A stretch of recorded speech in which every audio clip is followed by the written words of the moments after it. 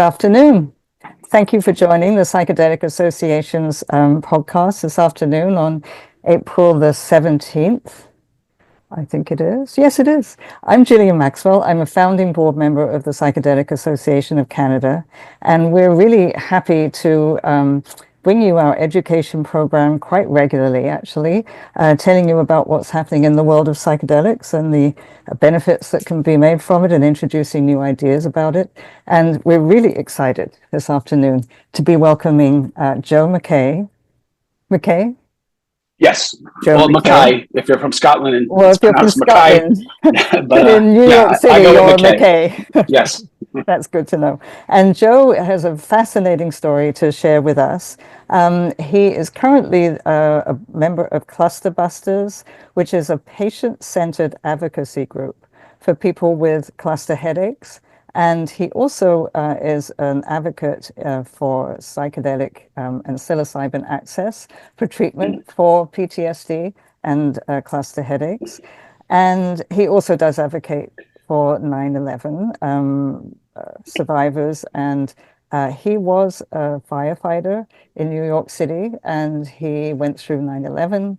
And he's here to tell you his story, which has led us to how we're meeting and speaking with him today. Is quite a miraculous one. I think you're going to enjoy it.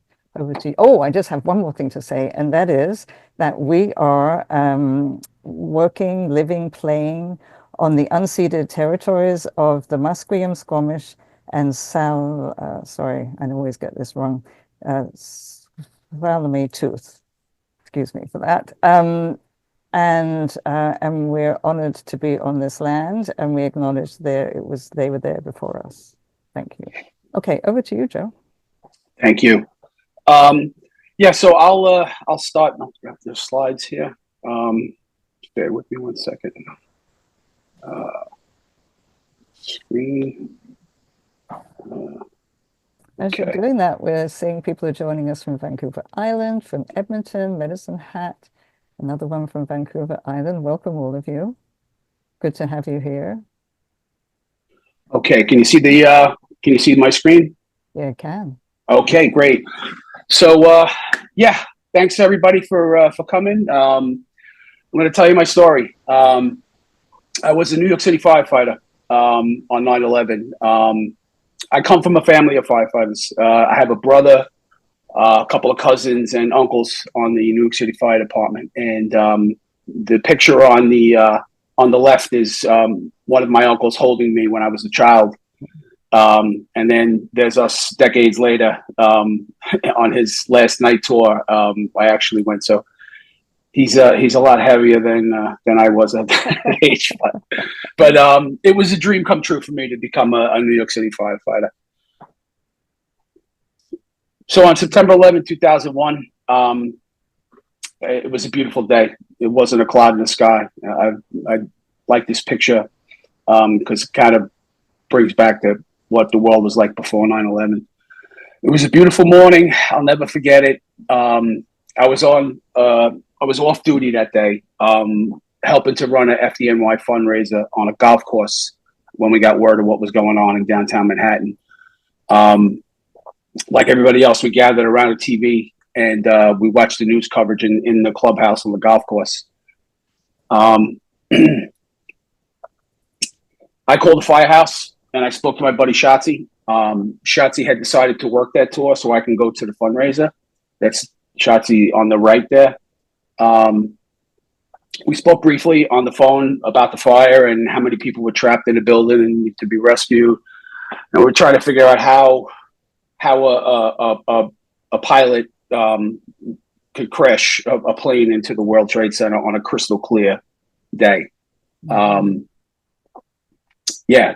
After that, we had small talk. I hung the phone up with him, and shortly after, we saw the second plane hit. And at that point, we knew it was no accident. A total recall was issued. That's when the New York City calls in to duty. All FDNY and NYPD members drop what they're doing and show up, and we were ordered to report to the World Trade Center. So I left the golf course and I live a few blocks away, so I stopped home to grab my uniform quick before I went to the trade center. My wife was home, and like many people, she was in panic. And I told her, get the kids from school and go south to your sister's house. I kissed her goodbye, and kind of like time kind of slowed down a bit there in the moment, and I felt like I was kissing her goodbye for the last time. Very weird feeling. Yeah. So I'm sorry, I lost my plane here. My plane. I lost my place. Did she have the same sense that you did in that moment, Joe? Was it just your foreboding, or did she share that? You know what? I never asked her that. I mean, I kind of knew she was just, in panic mode. Yeah. So I wasn't, yeah. Anyway, so I met a few other firefighters from my company, on the way to the World Trade Center. We drove over the Verrazano Narrows Bridge, and that was the first time we were actually able to visually see, the towers on fire. And a senior firefighter that was in the car with us said to me, we're going to lose a lot of guys today. And in the moment, I thought, how horrible it was for him to say that. But unfortunately, he was right. We arrived at the firehouse in Brooklyn to grab our gear and any kind of tools we can get. And we commandeered a bus, a New York City Transit bus. We filled it with as much equipment as tools as we could, and we made our way to the World Trade Center. When we got there, the second tower had just collapsed. This is what it was like downtown. The air was still thick. It was very difficult to breathe, and we couldn't see more than a few yards away. With concerns of secondary explosive devices on bridges and tunnels spread throughout New York City, we got to work searching for survivors and putting out fires. Looking back, being there was like hell on earth. We had military jets flying overhead. It felt like an apocalyptic movie, but it was really happening. I had a cell phone back then, and I was getting calls from people that I know that have loved ones downtown. One of the phone calls was from Jeanette, Shotzi's wife. She asked if I had seen Shotzi, and I told her no. I said, but he'd be anywhere downtown or at a hospital being treated. I kind of left it at that. Another one of the phone calls I got was from Denise, who was my wife's best friend. Sorry, give me one sec. That's Denise there. She was worried about her husband, Walter. Walter worked in the World Trade Center. She explained to me that she got a text message from him saying that he was trapped above the fire, and he was with 4 other coworkers from the office, and one of them was a pregnant woman. He said in the text that we can't get down the stairs; it's too hot. The firemen are coming up to get us, and I loved you. That was the last text message he ever sent. Shortly after Denise watched the second tower collapse. So she was panicking and frantic, and in the moment, I had the only thing I could think of was to tell her a story that I had heard earlier about people riding the building down and making it out alive. But unfortunately, Walter passed away and didn't make it out. After a few days, a list of the missing firefighters was put together, and 343 firefighters were killed that day. I knew 26 of them, and 4 were from my engine company. And you can see there's Shotzi on there in the upper right corner. I found out later that Jeanette, Shotzi's wife, was actually at the doctor's office that morning on September 11th, confirming that she was pregnant with their 3rd child. So you can imagine what, the dynamic that added.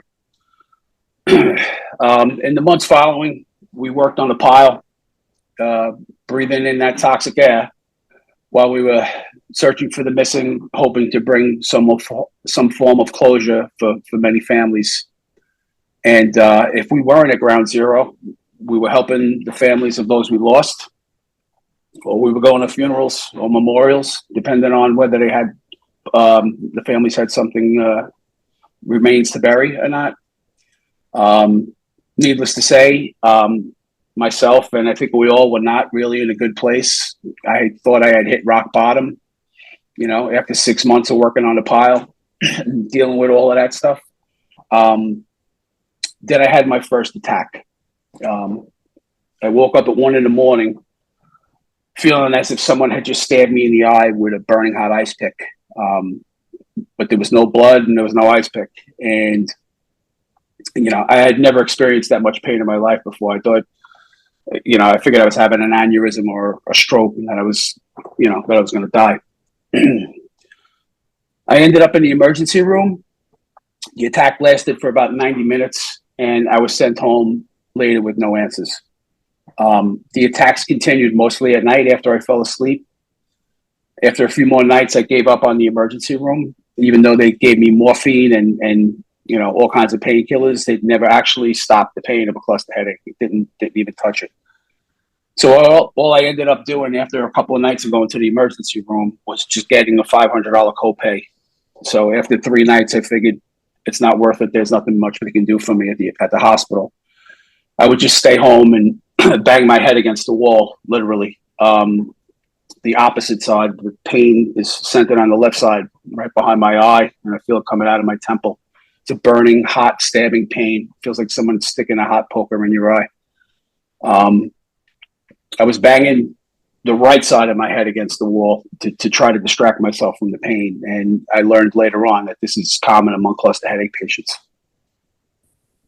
I scheduled an appointment with a neurologist, and a few weeks later, I was officially diagnosed with cluster headache, otherwise known as the suicide headache.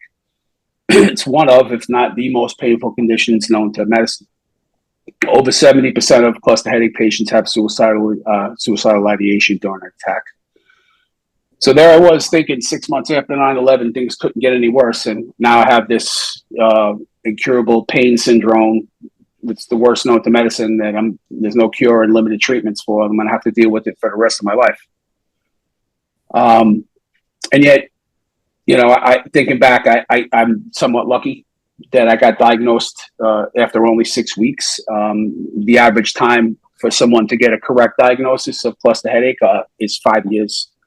So, a lot of people get misdiagnosed with migraine or other conditions. And sometimes people get gaslit. They tell them it's the pain's just in your head or what have you. So I was lucky. I was lucky that I got that diagnosis. At least I knew what I had. A lot of people, dealing with this pain, it's the most painful thing you've ever experienced in your life, multiple times a day, can really put you out. So a few weeks after my diagnosis, out of the blue, the attacks stopped and I went into remission. I'm episodic. 15% of cluster headache patients are chronic and they get them every day, but I only get them for a few months during the year, 3 months in the spring and sometimes 3 months in or 4 months in the fall. The next year, around the same time, ironically, my attacks came back with a vengeance. And once again, the attacks were coming at night, depriving me of much needed sleep. Over the years, doctors prescribed many medications, but they did little to nothing for the pain. And some of the meds made me feel like a zombie, and the side effects were horrible, and they left me unable to function and do daily tasks. The medical officers on the New York City Fire Department, while I was on those meds, told me that I could not work as a full-duty firefighter and that I would have to be put on light duty as a desk job somewhere in headquarters. And, as a firefighter, when you hear that news, it's kind of like a prison sentence. No firefighter wants to be stuck behind a desk. We want to be out helping people. But I was able to find some relief from the attacks. after breathing in 100% oxygen for 20 to 30 minutes. Believe it or not, I found out online that would be the case. But as luck would have it, my insurance did not cover home oxygen use. So lucky me, the New York City Fire Department had an unlimited supply, and I had a bunch of tanks right in my firehouse. So yeah, so but in the fire, you grab them when you can. yeah, absolutely, anything to get rid of that pain. Right. But guys in the firehouse would, there's people breaking chops all the time, which is normal. Guys would call me Oxygen Boy, which was okay. I didn't mind. But, I heard, there were guys saying, oh, you're getting those holiday headaches again, as if, I was faking the pain to get time off for the holidays. Plus, the headache is an invisible disease. All you can see is that the reaction, people's reaction to the pain.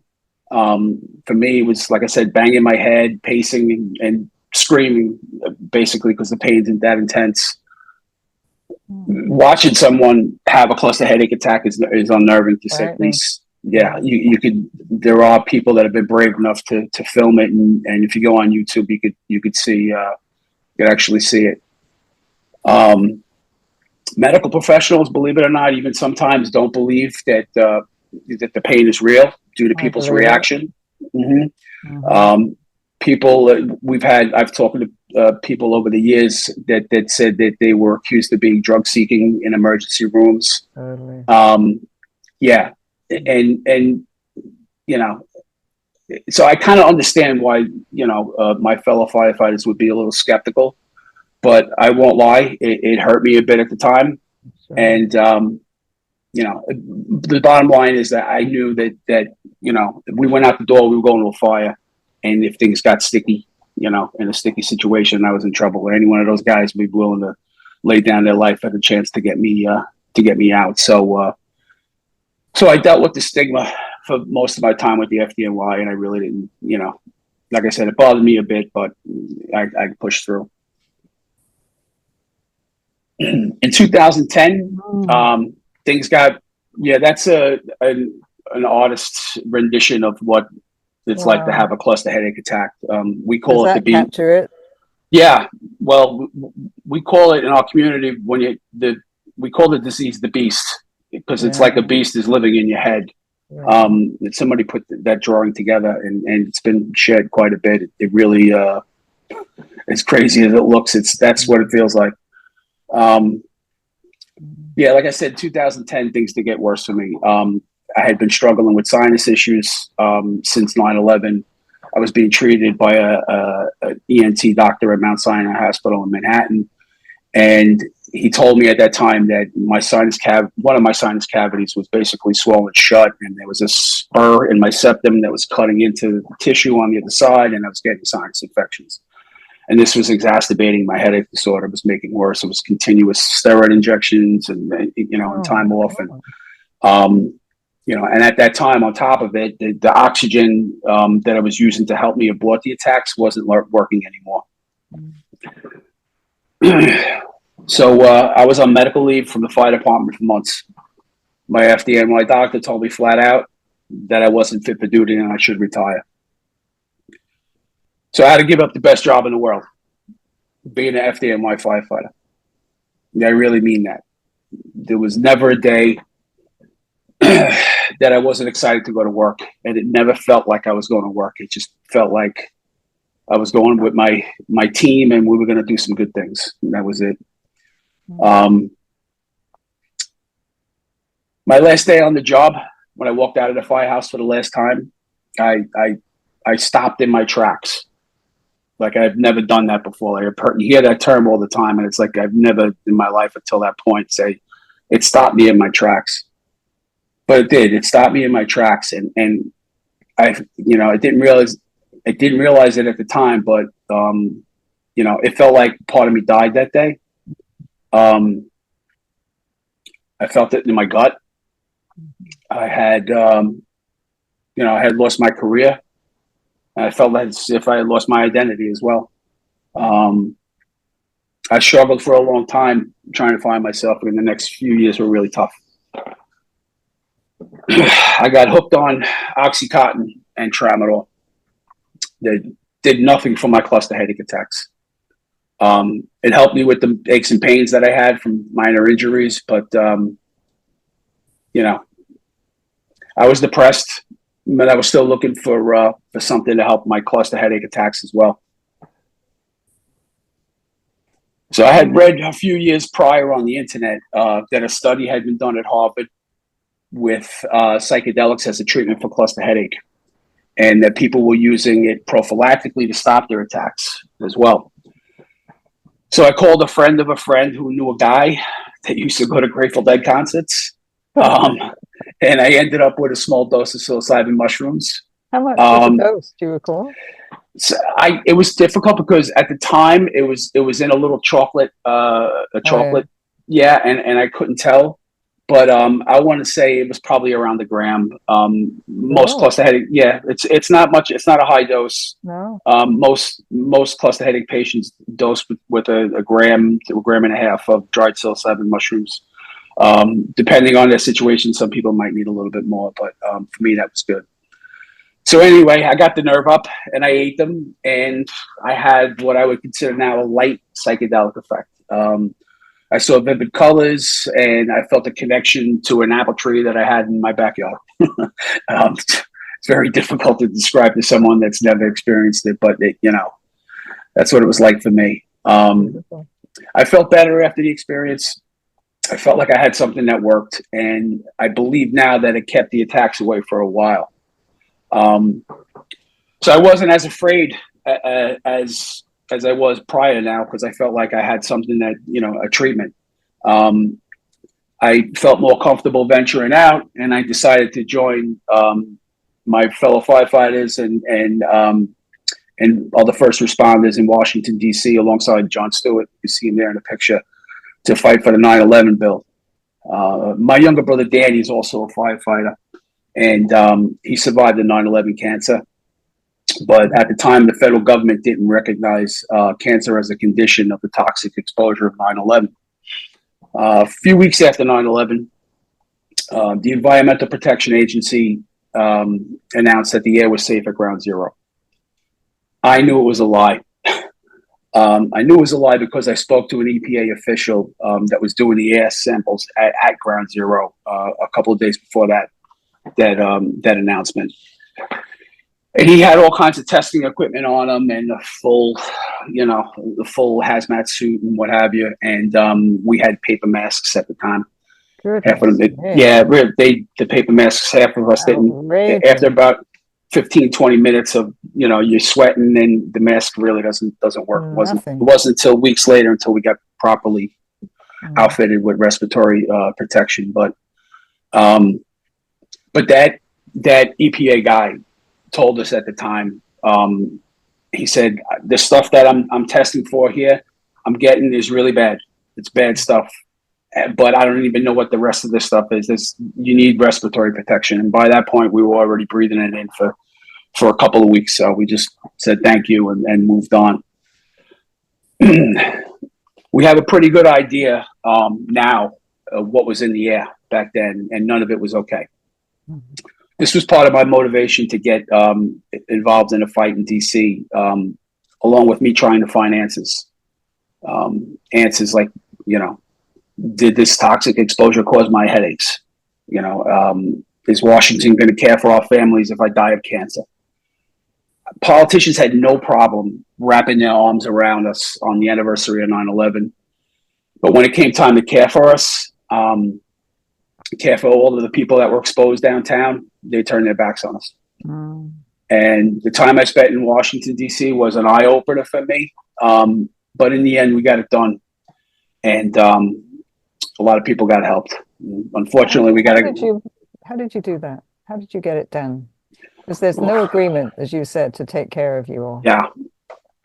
So we got it done by bringing people down, not just first responders, but people that lived and worked downtown, We had people that were of school age that were downtown that were sent back to school 2 weeks after 9/11, literally 3 blocks away from September 11th, and the buildings and schools weren't even completely cleaned yet. So children, I think there was tens of thousands of children that were in school that were exposed to the toxins of 9/11. Yeah. So anyway, as time went on, luck would have it, my attacks were back again, and that guy that I had called before that used to go to Grateful Dead concerts was MIA, and I couldn't find any psilocybin. I was having a really bad cluster cycle. The cycle normally would last 3 to 4 months. This one was going on for 7 months. It was the longest cycle I've had. Nothing was working anymore. I was getting 8 attacks a day during the peak of the cycle. So 8 attacks a day, 4 of them were coming at night after midnight. So I was not able to sleep for more than an hour straight for 3 weeks. Every time I went to sleep, an hour after I would wake up with this burning hot poker in my eye. I was a zombie, with sleep deprivation. I was not able to think clearly. And believe it or not, I was even afraid to take a nap during the day. If I took a nap during the day, closed my eyes for 15, 20 minutes, I was guaranteed to have another attack. So I thought at that time, I was at the end of my rope. And I started thinking about how I was going to take my life without doing as much damage to my family, my wife, and my children. Luckily for me, and then out of the blue, the Grateful Dead guy got back to me, and I had what I needed. After a few doses, I was still getting the attacks, believe it or not, and I was desperate. I'm thinking, what am I doing wrong? I tried 4 doses, and it still wasn't helping. So I went online and I searched again, and I went back to the Clusterbusters website. That's our motto. I reached out to the founder, Bob Wold, who started this in the early 2000s, and he got back to me the same day. Literally, I mean, I think it was within hours that I emailed. He called me back, and he still does that to this day. I was in a really bad place, and speaking to him gave me hope. He said that the reason that the psilocybin probably wasn't working was because I had been on all of those prescription meds. I was on the tramadol and the OxyContin. Yeah. So were you on antidepressants as well? Tramadol it's a painkiller, but it has antidepressant effects apparently. Right. It's a mild SSRI from what I've been told. I'm not a doctor, but you were taking a lot, though. I was taking it because I wanted to be numb. Yeah. Of course. Yeah. And that will dial down the effects of the psilocybin. Absolutely. So I knew what I had to do. I had to stop taking OxyContin, tramadol, and any of the other headache medications that the doctors were prescribing. 2 weeks I had to do it. I did it. I weaned myself off of OxyContin and tramadol in 2 weeks. Goodness me. It wasn't easy. No. The physical withdrawals, along with me having the attacks all day. Like I thought things were bad before, and now I'm going through withdrawals and having that as well. Yeah. During that whole time, that 2 weeks, I was taking low doses of psilocybin as well. And today, I think that probably helped me with, to get off of. Absolutely. So I took a larger dose after the 2 weeks, and thinking that's what I needed to do. The psychedelic effect was much stronger than I had experienced before. again, it's difficult to explain a psychedelic experience, and it's hard for me to put it in words. But the best way I could say about that single experience was it's like I had this 10,000-foot view of my life. I could see how I had changed, how I had my relationships with my family and my wife, my outlook on life, and so many other things. Like I had access to all these, there was no holds barred. Anything was coming up in my head and I was dealing with it. And I realized I had PTSD. I was in denial until that point. I thought that this was the new normal and everybody was going through it. And while I was on the fire department, I had 2 jobs, working the fire department. And then when I was off duty, I had another job that I was doing. And I also realized too, like I mentioned before, that I said to myself after that experience, I'm just taking the painkillers because I want to be numb. I don't want to feel this, what I feel, this, this PTSD, this trauma. But I realized that, but lucky for me, the next day I had no headaches. Wow. That experience put me in remission. But for a short time after that experience, I started getting panic attacks. It was like that Pandora's box had been opened. I knew I needed help. I'd been in plenty of dangerous situations before on the New York City Fire Department. I was also I was also in construction in New York City and worked in high-rise buildings, and so I've been around danger quite a bit. But I would be sitting in my house on my couch at home, and feeling like I want to jump out of my skin with this panic and anxiety. The panic was new to me. Like I said, I had been in very dangerous situations before, but never felt anything like that.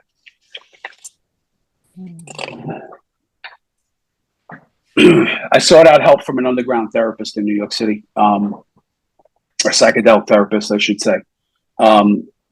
I used a few different substances over the course of a couple of months, and during a breakthrough session, I relived the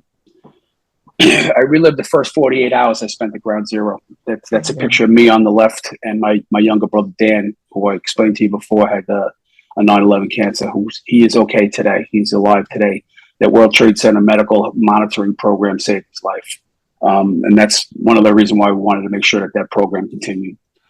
But during the experience, like I some of these experiences when I went with the therapist, it felt like I was there again. It felt like I was on the pile at Ground Zero. It was so different to me. I actually felt like I remembered what I felt like in my body. It felt like when I was experiencing it, I felt like I was there. I remembered how I felt even breathing. I remembered how I felt when I felt my brother Danny was dead. In the first couple of days, I had remembered that my captain, who just died a year ago from a 9/11 cancer, I remember when he ordered me to take a break at 3:00 in the morning while I was on the pile. And I remember the guilt that I felt just for leaving the pile, for resting. I felt that I should be back on the pile digging and searching for somebody. And when he ordered me off the pile, like that was the first time he ordered me to do anything. Like on the New York City Fire Department, very rarely do you get orders from a fire officer. Everybody knows their job and they do it and what have you. But like a lot of these things were coming back to me during the psychedelic therapy, and a lot of the smaller traumas and the moments that I had. My captain also ordered me to leave Ground Zero for medical attention after 48 hours, right after September 11th. I did not want to leave. I felt like I was leaving the guys behind. But myself and 3 other firefighters got a ride from the NYPD Harbor unit back to our firehouse in Brooklyn. And when we arrived there, there were a few dozen people in the street clapping and cheering for us. It was kind of like an impromptu ticker tape parade. People were hanging out their windows and clapping and cheering for us as the four of us were walking down the avenue. None of us really talked. We didn't say anything, and it hit us at that point. We all just lost it. We started to cry. We kept walking, and I remembered thinking, why are they clapping for me? I didn't save anybody. I should still be there on the pile searching. Again, I felt that guilt for leaving the pile while there was still a chance to find people alive under the rubble. There were other regrets that I had to realize as well, especially the way I treated my family after 9/11. There's my wife and my two daughters, and maybe my daughter's boyfriend John there. But I sought out help, and like I said, and after these experiences, my relationship to the guilt started to change. Today, I continue to take care of my mental health. I see a therapist. I no longer drink alcohol, and I have not taken a painkiller since that experience. Wow. I can honestly say that psilocybin healed me both physically and mentally, and it is giving me my life back. And that's it. Thank you. That's such a beautiful story. And I there's so many feelings that I'm having, and I'm assuming everybody that's listening at this very moment. And you're an extraordinary human being, Joe McKay, and you are a miracle. And thank you. Everything you have gone through is more than any person should have to bear. And it just kept coming, and you just kept meeting it all the time, and wherever it took you, and you stayed. I have no idea why you are still alive. What is that kept you going?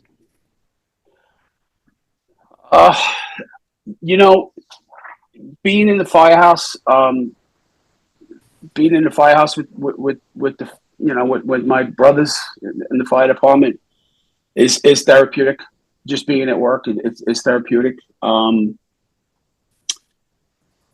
The love for my family probably is the most thing that kept me alive.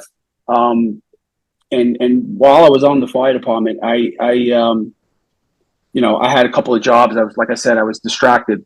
Basically, I didn't have time to be depressed or anything. I spent most of my career, if I wasn't working, I was working on the side, and then I would go home and go back to work the next day.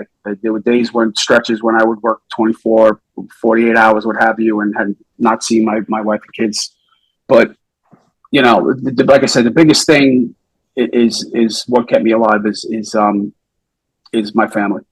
My family and the thought of me, not being there for them kept me around. But it got, like I said, when I had that bad stretch, it got to that point where I felt like I couldn't do it anymore. You felt more of a burden to them staying alive and you just couldn't do it anymore. My goodness. Yeah. And what's your wife's name? Lisa. How is she, and how did she cope through all of this? She's great. She's great. Yeah, she's great. We had some rough times, and we had marital problems. No doubt about it. How could you? I was one of the lucky ones. There was an awful lot of divorce that happened after 9/11 in my community, in the fire department.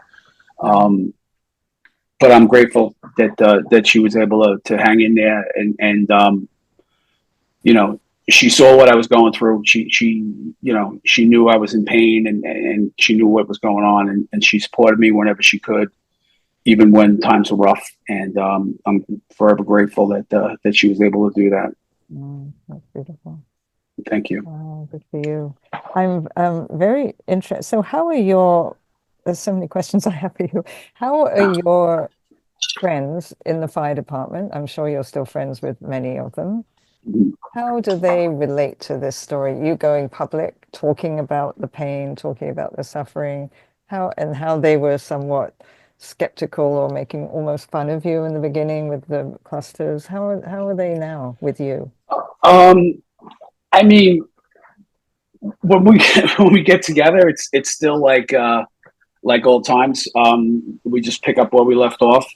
So when I'm together with the guys, it's mostly what we're having a good time, or if we're with the families on September 11th, we're taking care of them.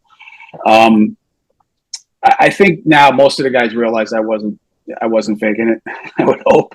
Um, but yeah, I maintain a good relationship with the guys in the firehouse, and yeah, I think ironically, and I can't say this for sure, but one of the gentlemen that I worked with, I believe, developed cluster headache in the past couple of years as well.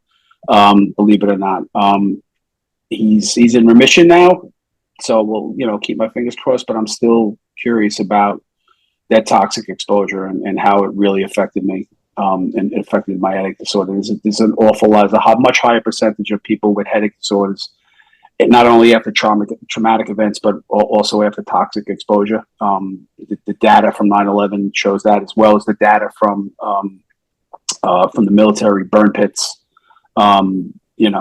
Canadian soldiers were exposed to burn pits too, from my understanding. And the rate of headache disorders and health conditions is much higher post those exposures. So, Have they expressed interest in your journey with psychedelics and psilocybin? yeah, so a few guys, yeah, believe it or not, Quietly, do they just put you aside? yeah, yeah. Well, not so much quietly anymore. Oh, good, good.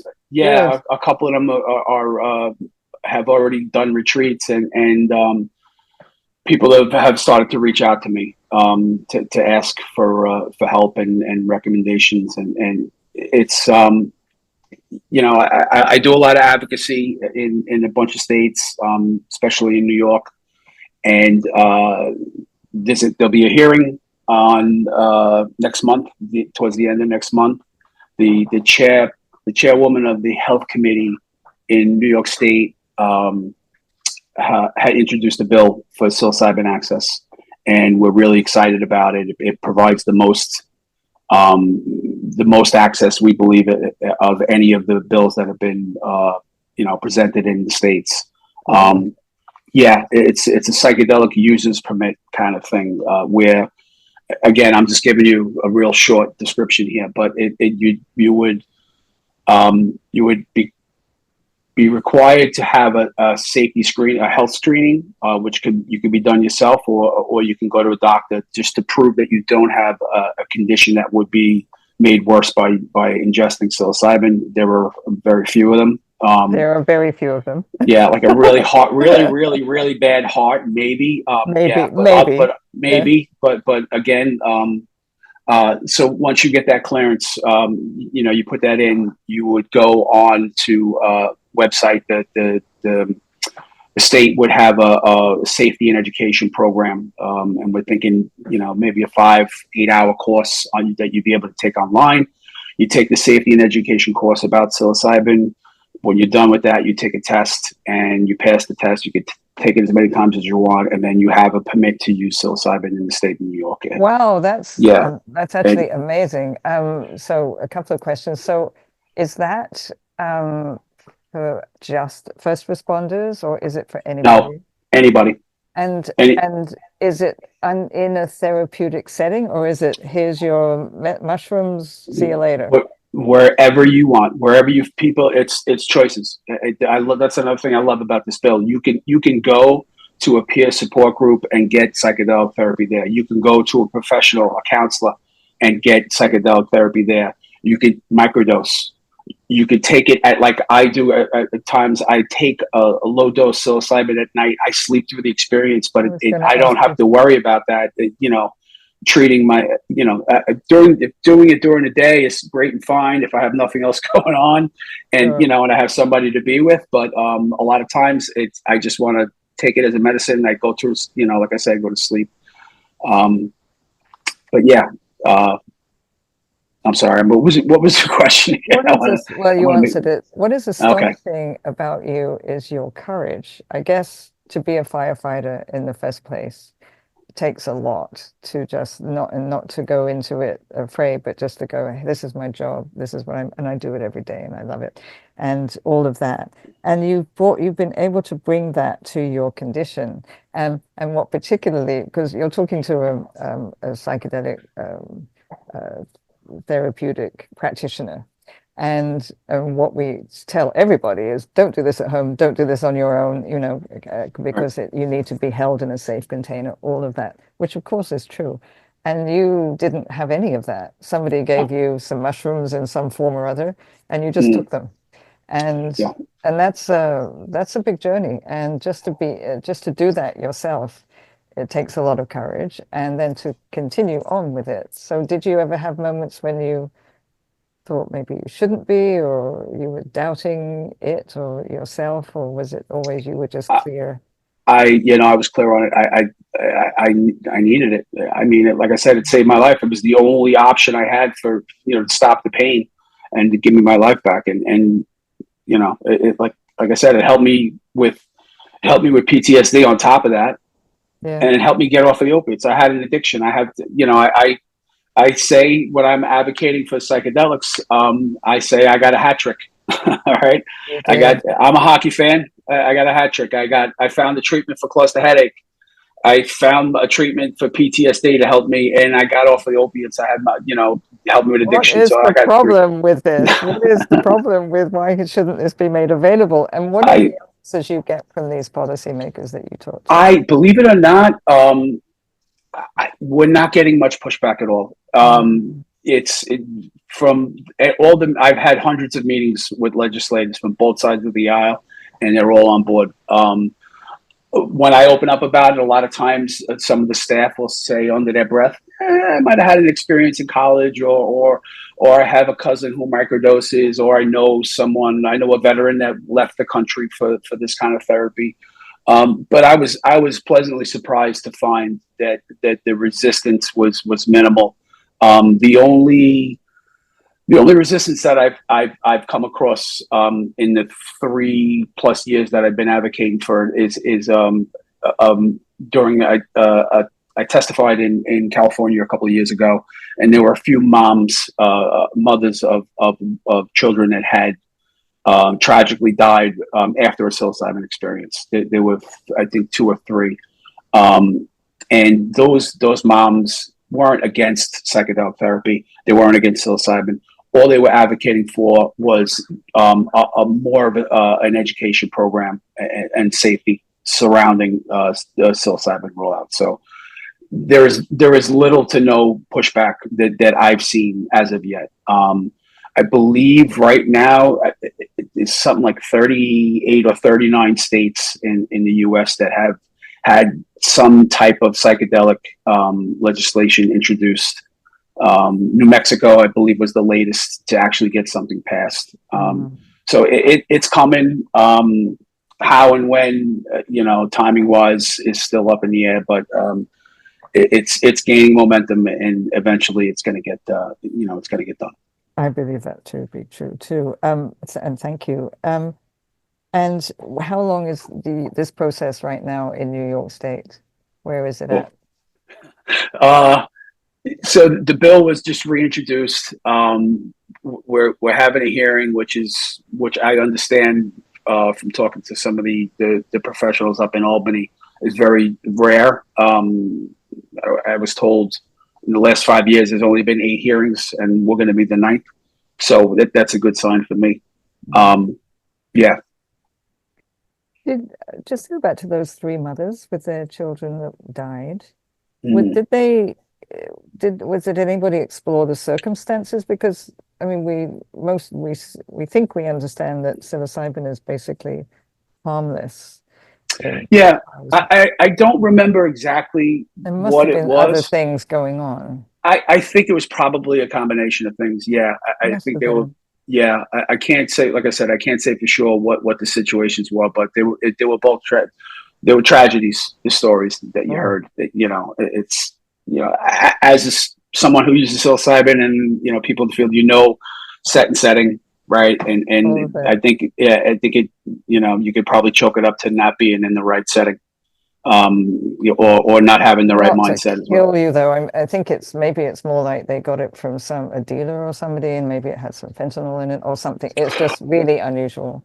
Yeah, yeah, I agree with you. Absolutely. Yeah, that's really sad. But it also does, in one way, it's an opportunity, as they are saying, not to block it, which is very generous of them considering the grief that they're going through, but to say, we get that this can be helpful and people need to understand safety protocols and procedures and just understand more. And which is difficult with kids because they're not interested in that kind of conversation. But if you know that somebody has died in your community of kids, I think it wakes them up a lot.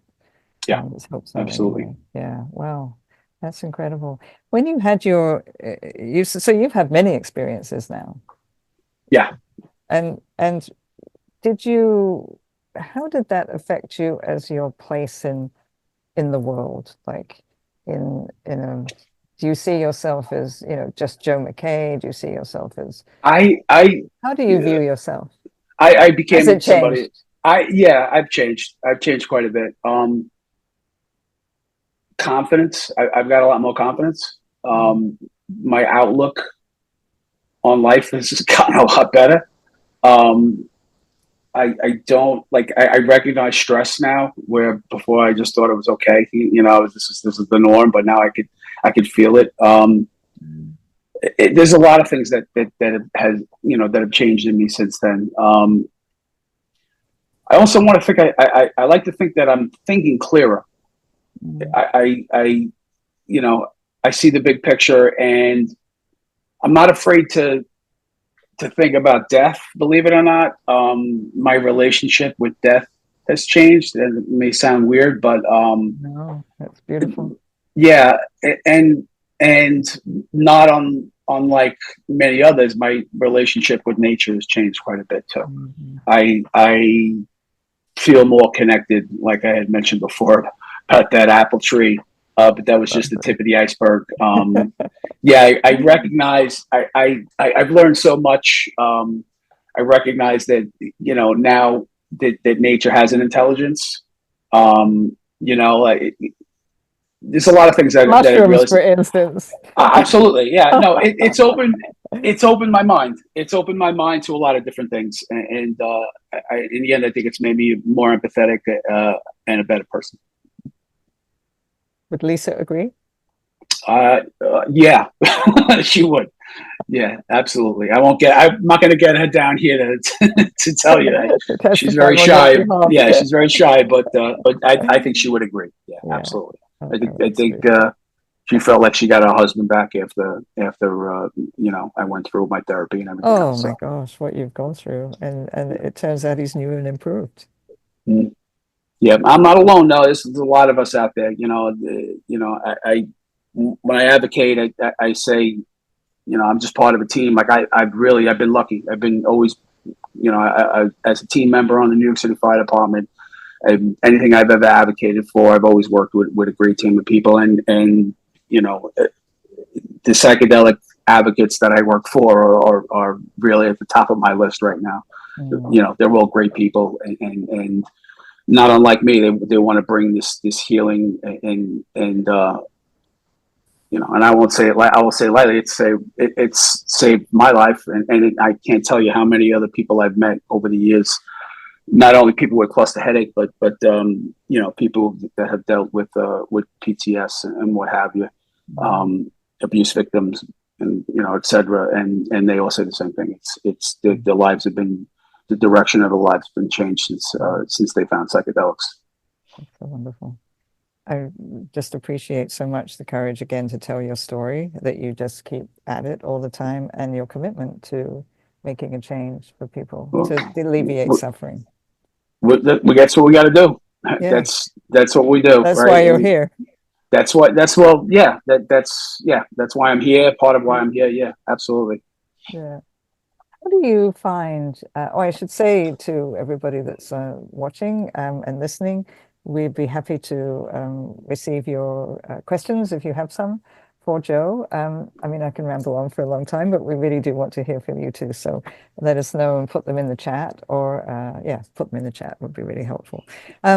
So how do you square the the being American, being part of this wonderful culture called America that you've grown up in and has done so much good in the world? How do you square that with um, the hearts of Americans with that other piece that, as you said earlier, the sort of people in charge, the politicians will, wrap themselves around you one day a year on the anniversary, and then they just have to be forced into providing any kind of, how does that, how do you explain that? What do you do with that information? Because that's a difficult one.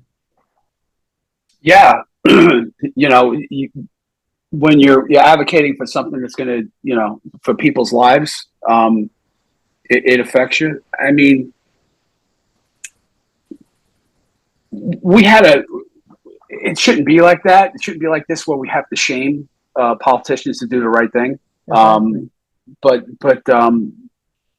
we had a book full of social media posts. Whenever we would go to meet a representative, we had a book full of social media posts, and we would say, well, on September 11th last year, this was the post that that you had, and it's time to put your money where your mouth is, kind of thing.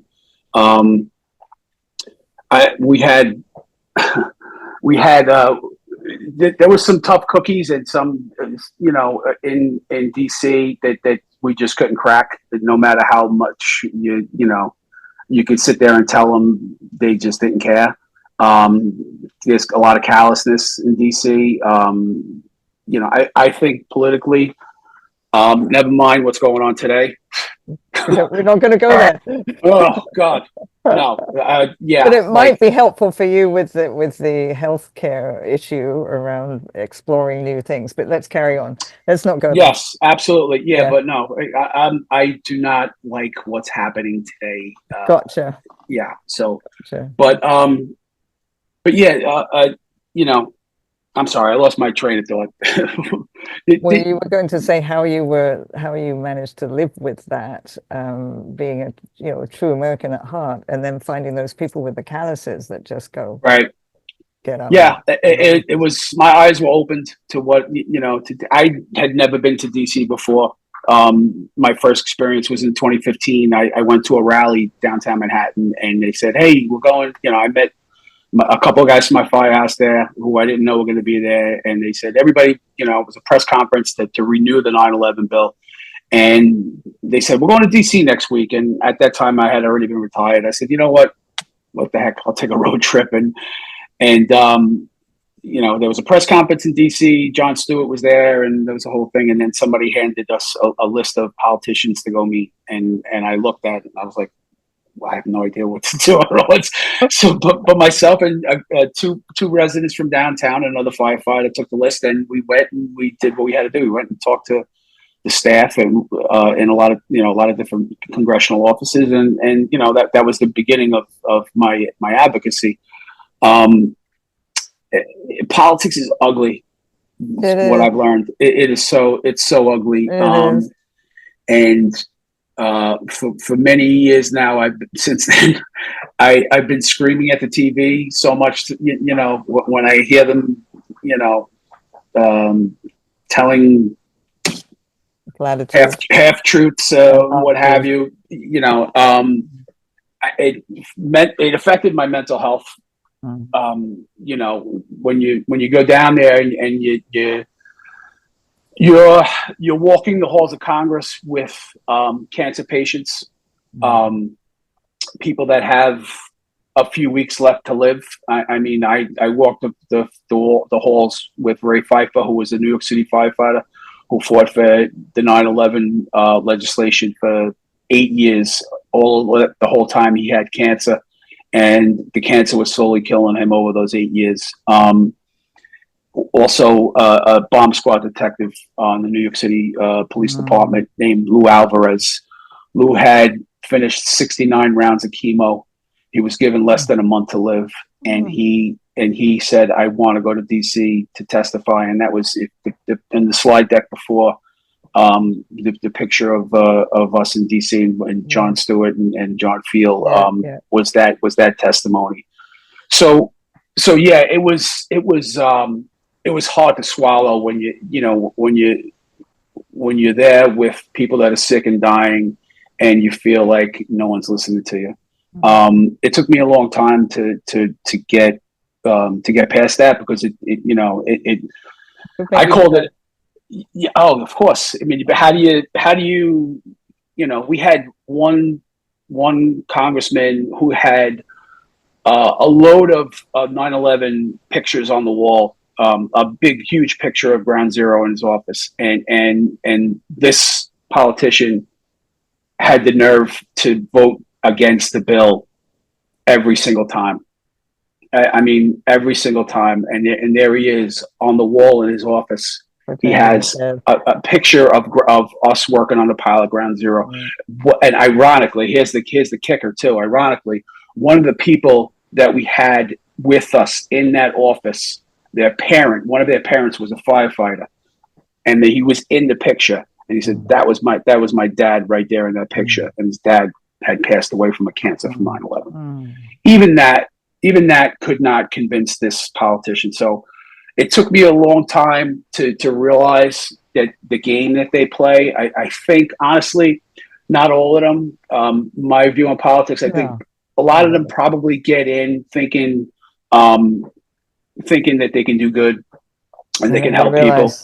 And then they realize they're up against this game that gets played, this political game that gets played. And then they have to they have to do what they have to do to get reelected and to say what they're doing for their constituents. But politics is ugly. But my psychedelic therapy helps me to cope with that. So that's kind of where I am today. I see the game that gets played in politics, and I kind of like have that. I talk about that 10,000 foot view a lot. I have that 10,000 foot view now, and I can see through the BS. And anytime I advocate with groups of people, I know we just keep going, and we're doing the right thing. We're right.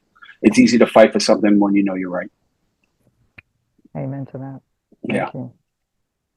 Thank you. We have a couple of questions for you. How did you know? Oh, yeah. If you were doing all this on your own, particularly in the beginning, how did you know what dose to take? Okay. So Clusterbusters had on the website, they, I'm on the board now, full disclosure, like I said. But at the time, they had a mushroom guide, a grow guide, and they had dosing suggestions that they had that they had done at Harvard years prior. So they had a roundabout figure on how much you should be taking, how much psilocybin mushrooms you should be taking. Yeah. And no two cluster headache patients are the same. Some people respond to as little as a half a gram to a gram. We think a gram to a gram and a half of dried psilocybin mushrooms is usually around the right dose for people. We tell people to save their mushrooms. Don't take too much. You take the least amount that you could take to get the effect. Usually it's a very light psychedelic effect, and it'll work. And we have a dose regime where it's called a pulse regime, where we dose once every 5 days until the headaches are gone. And then some people that are chronic have to dose differently, but no two cluster headache patients are the same. People have to adjust it slightly, dose, and then sometimes people with cluster headache will switch substances. They won't use psilocybin; they'll use LSD or actually DMT. DMT helps with a single attack. So yes. DMT on its own or 5-MeO? Regular DMT. DMT. I haven't touched 5-MeO. I don't. Not yet. I don't need to. But just regular DMT in a vaporizer could stop a single attack. Wow. Yeah. It's been life changing for a lot of people. Yeah. The psilocybin will knock it out, knock the cycle out, but it takes multiple doses. But during that time, you could use DMT to stop a single attack. And do people do this on their own, take the DMT? Yeah. Mm-hmm. I guess when Yep. you're that desperate, you'll try anything, right? Absolutely. Yeah. There's, when medicine doesn't have anything for you, like I Yeah. said, I gave up on the emergency room. Yeah. There's nothing that medical science could do. We have, except poison you and then get you addicted yeah. to something, and Thank you. it doesn't work. And it Yeah, doesn't work. exactly. Yeah, It's such a that's tragedy. Oxycontin and didn't do nothing. But yeah. So I think you may have answered this question. The second one was, is there a protocol for people Yes. who have the headaches? Yeah, the protocol is once every 5 days, a gram to a gram and a half of dried psilocybin mushrooms until the cycle stops. Usually after, usually after three doses, most people either are in remission or they drastically reduce the pain and severity of the attacks. Yeah, it could also be used prophylactically, which is the best way to use it. The first 2 years I did, like when I said I ran out, I was using low dose during those time once every couple of months. So if you have cluster headache, it's the attacks come kind of like clockwork. They come the same time every year, and then seriously, and the same time every day. Like I said, 1 o'clock in the morning was my time. Like a program. It's like, well, they call them alarm clock. They've been called alarm clock headaches as well. The part of the brain, they not 100% sure, the researchers on and the doctors on the disease, what causes it, what have you, but they were able to pinpoint the areas of the nervous system that are affected, and one of those areas is the hypothalamus, which is your body clock. Right. So if you're for instance, let's say November 1st every year, between a week before or a week after you come out of remission and you're coming into a cycle and you're getting attacks. If you dose prophylactically a few weeks before that day, best case scenario, you could go and stay in remission. And I believe that happened to me the first couple of times I took the psilocybin. I think it kept the headaches away from about a year and a half, almost 2 years. So best case scenario, you dose before the cycle starts. If for some reason it's coming up, yes, because it's coming up, because I'm a spring guy, or scheduled. And then unfortunately, just when you think you get to know this beast that we call it, everything gets turned on its head. Like I've had cycles that started in the spring, ended a couple of weeks later, and then in the fall I would get cycles again. I've had years where I've had it right through, and then I've had years where I've had nothing. So we tell people, we give them a base system, what to do, and then we tell them you just keep playing with it. If it's not working with you, play with the dose, dosage, play with the timing, what have you, and most people respond well. Yeah, amazing. And are you still getting them now? Is this still occurring? I have not lately. I had a cycle the end of last year going into January and February, but I am currently pain free. So beautiful. I'm happy to hear that. Knock some wood. Yeah, no kidding. No, not your head. Nothing. Yeah. Well. Can it be taken as a microdose and still be effective? We don't know. Yeah. We don't know. Microdoses, there's no real this roundabouts. What is a microdose? What is a microdose of psilocybin or LSD? We like to say at Clusterbusters, we say mini dosing. Like I said, 3/4 or half to a gram and a half. It's a low dose. But we know there are people out there that are microdosing, and we're working to find to get some data on that. Yeah, exactly. So it's still that's still up in the air. We can't say for sure whether or not it works, microdosing, but we know mini dosing does work. Totally. And migraines, does it work for migraines? Yeah, it works with migraines too, believe it or not. I don't have migraine, but the study that's being done, there's been a few studies done at Yale with a Dr. Emmanuel Schindler. She works for Yale, and She works at the VA hospital, I think, in Stanford. And she's done studies. I think she started the study in 2017 with cluster headache and psilocybin. And she's done studies with migraine and psilocybin as well. Actually, she's a little bit further, I think, into the research with psilocybin and migraine. You could look those studies that they've been published already. You can search for them online. Psilocybin Yale study for headache disorders, but it's promising for migraine. I have met people that are using psilocybin to help them with migraine, but the dosing is different. And it's one of those things, again, that we're still trying to find out what the right dose is for people with migraine. I've heard people that have chronic migraine have to use a slightly larger dose, and their timing.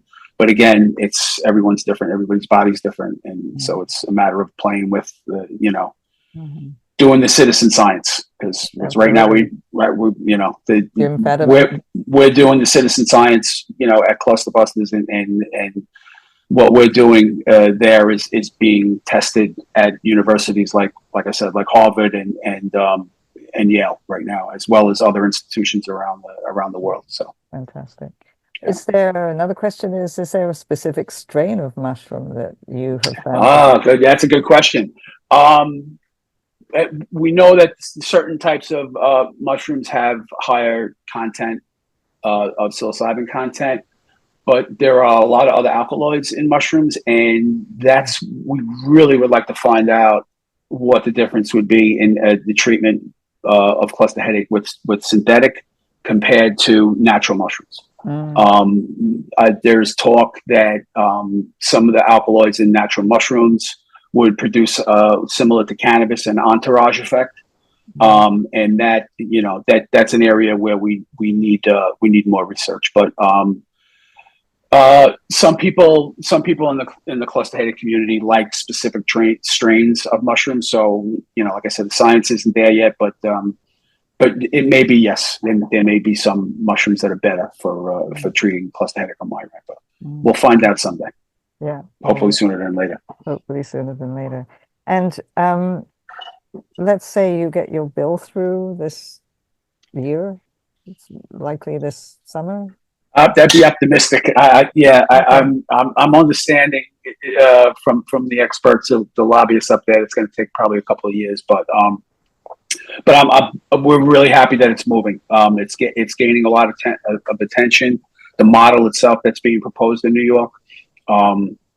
It was reviewed by, I think it's called the RAND Corporation. I think they review policy. Yeah.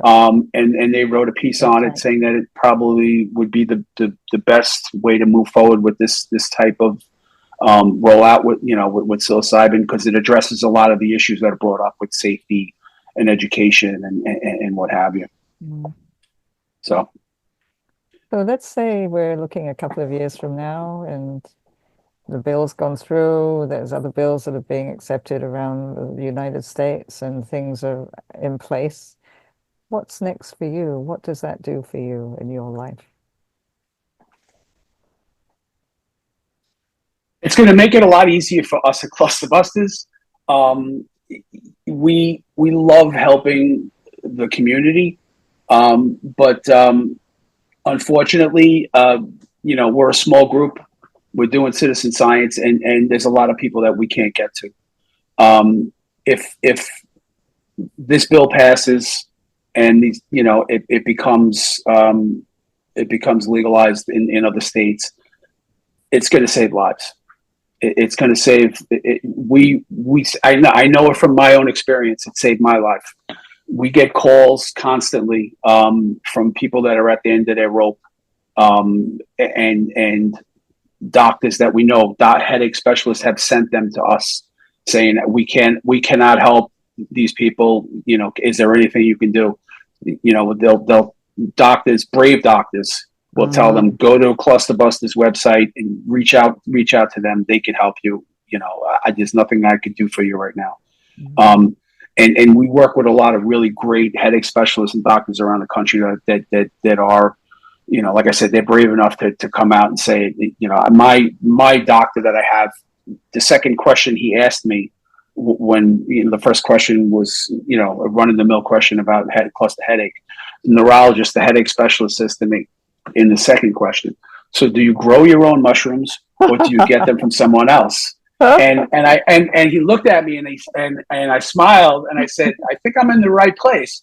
And then I explained to him. I says, "No," I says, I get them from wherever, that's the kind of doctor you want to see. You want to see a doctor that you can be open and honest with, and be partnered with that physician, to get you through some tough times with this disease. I saw something pop up about trigeminal neuralgia. Yeah. So what is trigeminal neuralgia? It's another type of headache disorder, very extremely painful. And I can't say for sure, but I have heard stories from people that have trigeminal neuralgia that have had success. Again, it's not an area that we, that there's any research in, but just from the patient community, I've heard stories of success with it. So that's amazing. Well, I've asked you a lot of questions about the advocacy because the Psychedelic Association of Canada, that's one of the things that we do, is advocating for access to all Canadians. And it's just very inspiring to meet you, Joe McKay, and just to hear your story and to feel your heart and to see where it's taken you and all the things you've gone through, and to learn from you in your area of the US. We're in Canada. Hopefully we will remain Canada and you will remain in the US.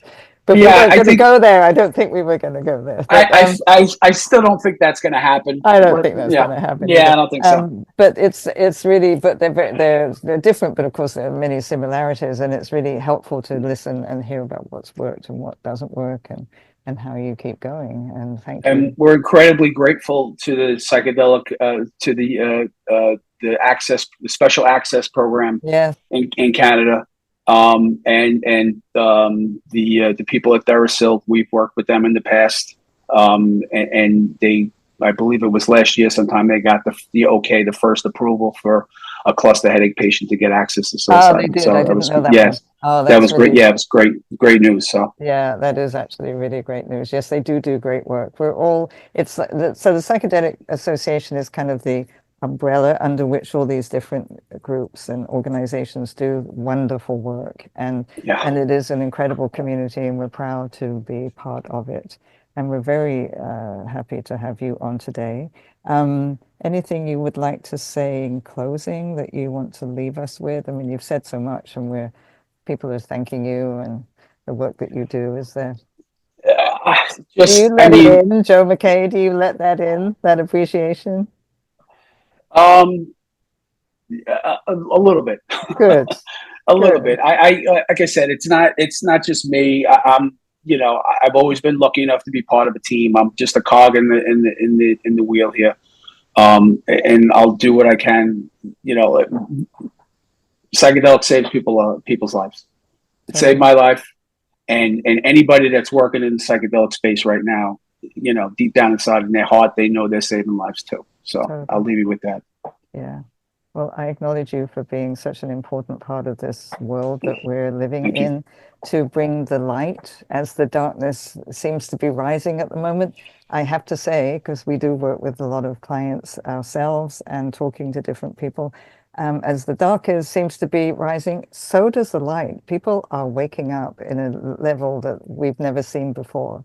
And it has to, because there's always balance in our creation called the planet Earth, Mother Earth. So I really thank you for the work that you do and appreciate you as an exemplary human being. I'll say the same thing for you guys too. Psychedelic Association of Canada, way to go.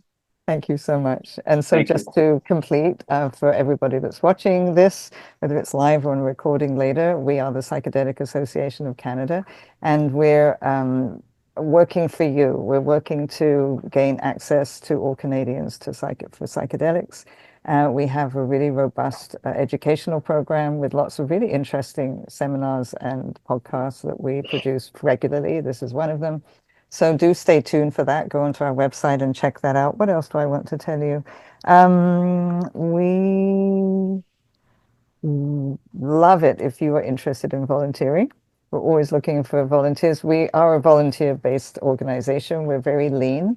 We're not mean, but we're lean. And we have an executive director and a wonderful assistant, Cheryl, and I can't remember her title, but she makes everything work. And we're grateful for her. Thank you, Cheryl Hanula. So if you want to volunteer, let us know. We're also looking for memberships. It makes a difference when we go and do advocacy and talk to different people to say how many members that we have. It all helps. Look at the website, check us out. And we just really appreciate you spending time with us today and appreciate Joe being part of it. And we will win because it's about love, and love is the strongest energy in the world, despite Absolutely. all those other machinations that those guys think of dreaming up. It doesn't And, ever. It just may and make a dent, but it doesn't. It doesn't win in the end. and I'll end on this. Yes. I after my psychedelic experience, my psychedelic therapy, I was able to fully feel love again when I hadn't felt it in a long time. So beautiful. Thank you. Well, I feel love for you, and so happy that you're able to feel that yourself and know what a difference that makes in your world and the world. Who knows how far it goes, but it ripples wide and far. Thank you. And thank you for your courage. And thank you, everybody, for tuning in and listening and being part of us. And till the next time, bye for now.